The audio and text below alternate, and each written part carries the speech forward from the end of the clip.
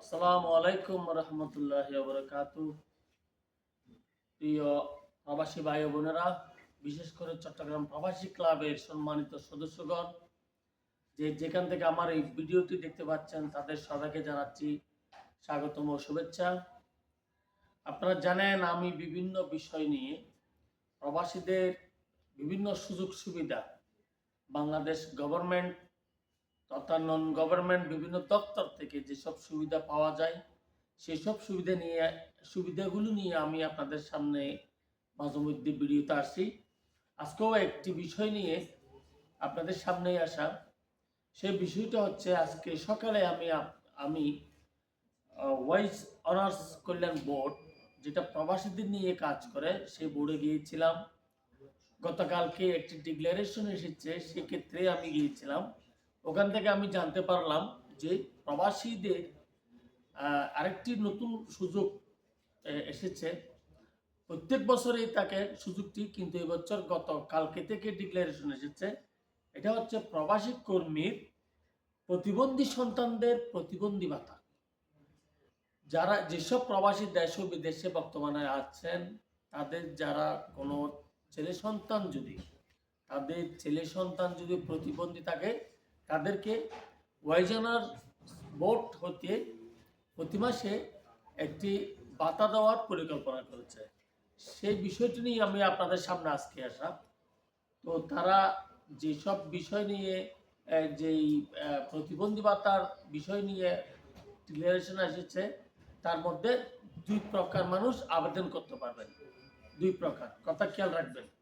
প্রয়োজন আমার এই ভিডিওটি আপনারা একটু শেয়ার করে দিন, যেন অন্য বাইরে উপকৃত হয়, কোনো ইনকামের জন্য নয়। আমি আগেও বলি ভাই, এই ভিডিওটা যদি আপনি অন্য প্রবাসীদেরকে শেয়ার করে দেন, আপনার ফেসবুক পেজ থেকে শেয়ার করে দেন, আপনার কোনো ক্ষতি নেই, কিন্তু আরেকজনের লাভ হবে, অন্তত আল্লাহর কাছ থেকে পাবেন দোয়াটা।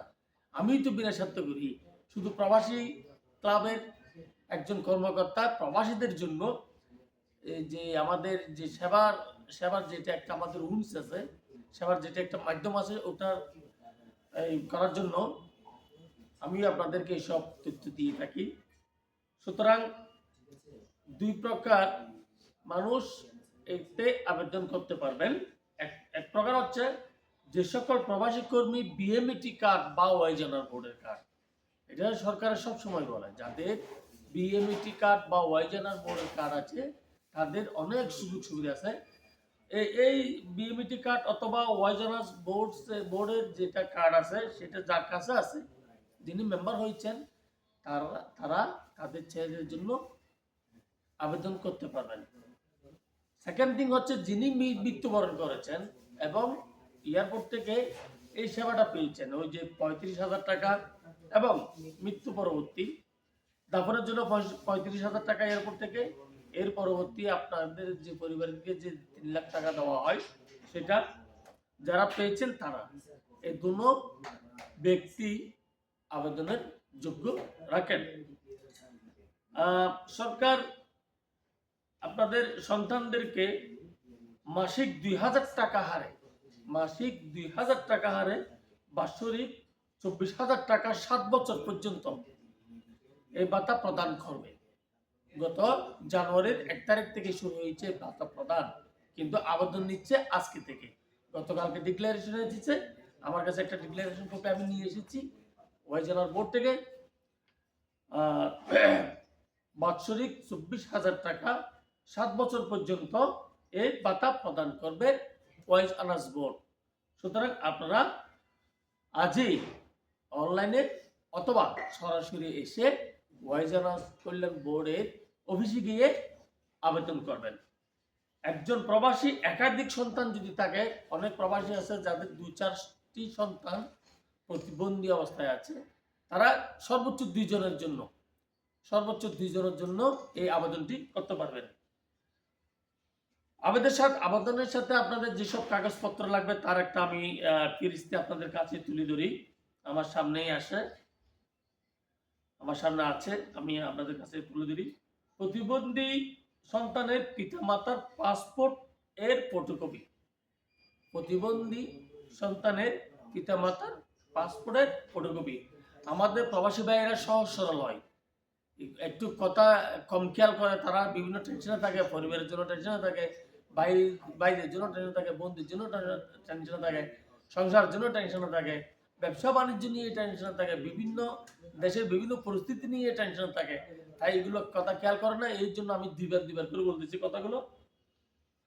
প্রতিবন্ধী সন্তানের পিতামাতার পাসপোর্টের ফটোকপি, এটা অবশ্যই লাগবে। প্রবাসী যারা মৃত্যুবরণ করেছেন সেসব কর্মীর ক্ষেত্রে বাংলাদেশ দূতাবাস থেকে যেটা এনওসি দিয়েছিল, যেটা নিয়ে আপনি লাস্টটা বাংলাদেশে এসেছে, সে এনওসির কপি, 2 কপি পাসপোর্ট সাইজের ছবি।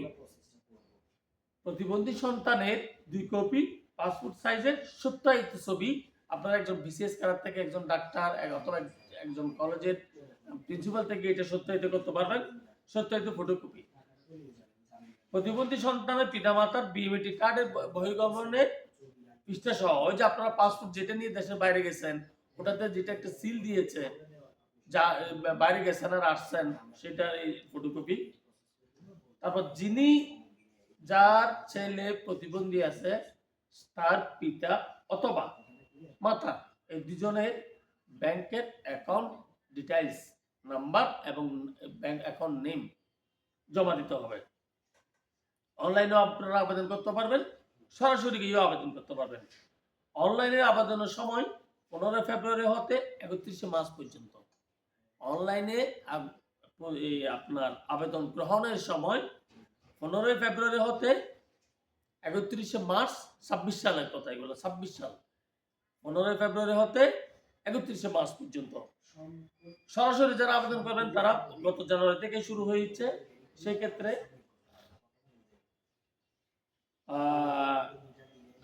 জমা দিয়ে দিবেন এই সময়ের মধ্যে, তারাও 31 মার্চের মধ্যে জমা করে দিবেন। তারা যারা সরাসরি জমা করবেন, তারা বিভিন্ন ডকুমেন্ট, এইসব ডকুমেন্ট সাথে নিয়ে একসাথে যাবেন। যখন আপনারা আবেদন করবেন, আমাদের প্রবাসী ভাইদের একটা কমপ্লেন আছে, বিশেষ করে সরকারের বিভিন্ন দপ্তরের জন্য, যে আমাদেরকে সাহায্য করে না, আমাদেরকে অবহেলা করে, আমাদেরকে মূল্যায়ন করে না। আসলে জিনিসটা 100% সত্যি নয়। 100% সত্যি হচ্ছে, আপনি যদি সঠিক প্রপারলি ডকুমেন্ট আপনি সাবমিট করেন, আপনি দেন সরকারি বিভিন্ন অফিসে, যে কোনো অফিসে, আশা করি তারা আপনাকে হয়রানি আপনি করবেন না বা হয়রানিতে যাবেন না। আমি গতকালকে একটা ইস্যু নিয়ে আজকে পর্যন্ত কাজ করতেছি। এটা হচ্ছে, আমার এক ভাই প্রবাসী কল্যাণ ব্যাংক থেকে, এটা আমি আপনাদের এই ভিডিওর মধ্যে আপনাদের সবাই খেয়াল করবেন, ওমানের প্রবাসী, উনি ছুটিতে আসছেন দেশে, উনি একটা লোনের জন্য আবেদন করতে আসছেন। তো ওখানে ওনার নামটা হচ্ছে ধরেন সাইফুল, আমি নামটা বলতেছি না, ওনার সম্মানার্থে এক্সাম্পল সাইফুল। তাহলে ওনার এনআইডি কার্ড আছে এমডি সাইফুল, পাসপোর্টও আছে এমডি সাইফুল, কিন্তু যেটা বিসে লাগছে ওমানে, যেটা একটা পতাকা, যেটাকে কার্ড আছে ভিসা কার্ড, ওটাতে লেখা আছে শুধু সাইফুল, যে ক্ষেত্রে উনি লোন পাচ্ছেন না। দেখেন, এখন উনি এসে বলতেছেন যে আমাকে প্রবাসী কল্যাণ ব্যাংক লোন দিচ্ছে না, সরকার এরকম বলে এত সহজে লোন দিয়ে দিবে। তা সত্যি, কিন্তু ভাই আপনার কেউ তো, আপনার যখন ভিসা লাগবে, আপনি যখন ফর্ম পূরণ করবেন, এগুলো একটু সজাগ দৃষ্টিতে দেখতে হবে। আপনি যখন এনআইডি কার্ড বানাতে যাবেন, তখন মোহাম্মদ পড়তেছে কিনা, দ পড়তেছে কিনা, ম পড়তেছে কিনা, এগুলো একটু সচক্ষে দেখবেন। ওনাকে যিনি পূরণ করতে, তিনাকে একটু রিকোয়েস্ট করবেন, স্যার ভাই আমার নামটা বানানটা শুদ্ধ আছে কিনা দেখেন তো, আমার আব্বার নামটা শুদ্ধ আছে কিনা, আমার আম্মার নামটা শুদ্ধ আছে কিনা, আমার জন্ম তারিখটা একটু দেখেন তো সেকেন্ড টাইম। আপনি বললে উনি দেখবেন, সেকেন্ড টাইম দেখলে যদি বা কোনো ভুল থাকে তা আপনাদেরকে সংশোধন করে দেয়। সুতরাং এক্ষেত্রে আমরা প্রবাসীরা হয়রানিগুলো শিকার হই। এনআইডি কার্ডে একরকম, পাসপোর্টে অন্যরকম, এবং ভিসাতে অন্যরকম, এই জাতীয়গুলোতে আমরা হয়রানি হই। তাহলে যারা এটা কিন্তু প্রতি বছর দেয় প্রতিবন্ধী শিশুদের ভাতাটা, যারা 2021 সাল, 22, 23, 24 আবেদন করেছেন বা 25 সালে আবেদন করেছেন, তাদের নতুন করে আবেদন করার প্রয়োজন নেই। যারা এখনো আবেদন করেননি, তারা অতি সত্বর ওয়াইজনাস কল্যাণ বোর্ডে যান, ওখানে গিয়ে এই আপনাদের আমি যে ফাইলগুলো বলছি, যে ডকুমেন্টগুলো বলছি, ওগুলো আপনারা জমা দেন।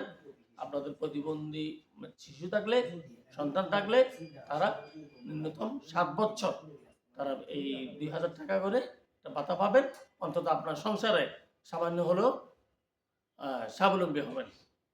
ওয়াইজানাস বোর্ড যেটা আমাদের চট্টগ্রামে আছে, অত্যন্ত আন্তরিক এরা, অফিসাররা অত্যন্ত আন্তরিক। আপনি গেলে আপনাদের সামনে, আপনাদের কাছে সুন্দর করে কথা বলবে এবং বুঝিয়ে দিবে। আমি জানি, আমি গিয়েছি অনেকবার, তাদের সাথে আমার খুব সম্পর্ক ভালো, তারা অত্যন্ত আন্তরিক। এরা মানুষকে হয়রানি করে না, আমি দেখি নাই বা আমি শুনিও নাই। যার যেসব মানুষের ডকুমেন্ট পত্র ঠিক থাকে না তাদের তো হয়রানি হবে। একজন মানুষ আজকে আমাকে ফোন করছে বোয়ালখালী থেকে, যে ওনার ওনার আজকে 9 মাস আগে ওনার এক ব্যক্তি মারা গিয়েছেন। উনি এয়ারপোর্ট থেকে 35,000 টাকার যে দাফন খরচ ওটা পেয়েছেন, পাচ্ছেন না। কি পাচ্ছেন না?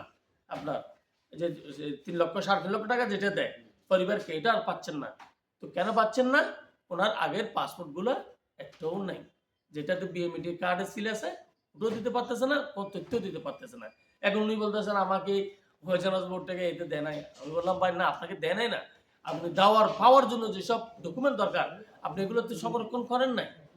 তা আমাদের সচেতন হতে হবে।